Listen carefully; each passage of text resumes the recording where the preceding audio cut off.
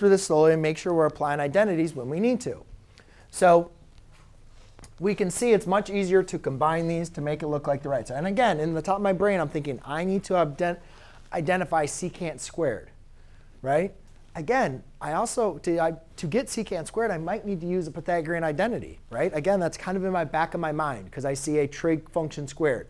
So secant squared is equal to tangent squared plus 1. So I'm going to just think about that. Let's look for that or see if that might show up.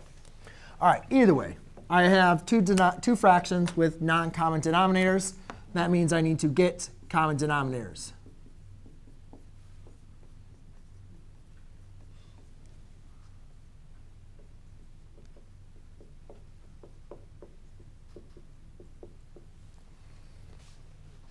OK, fortunately, we're multiplying everything times 1. I can rewrite them over their common denominator. So that is going to be 1 minus sine of x plus 1 plus sine of x all over. Does anybody know what this is going to produce when you actually multiply those? 1 minus sine squared. Was that the exact same one we just did? Was it? Yeah, 1 minus sine squared gives us cosine squared, right? We just worked on that one from the Pythagorean identity. Sine squared plus cosine squared equals 1. So we subtract the sine squared on both sides. We know this is equal to cosine squared.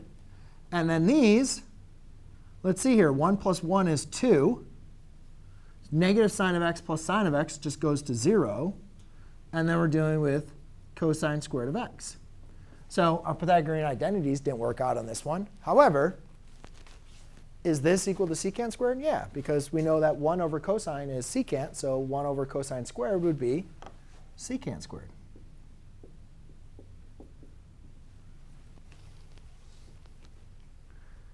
There you go. Got it? Good old verified.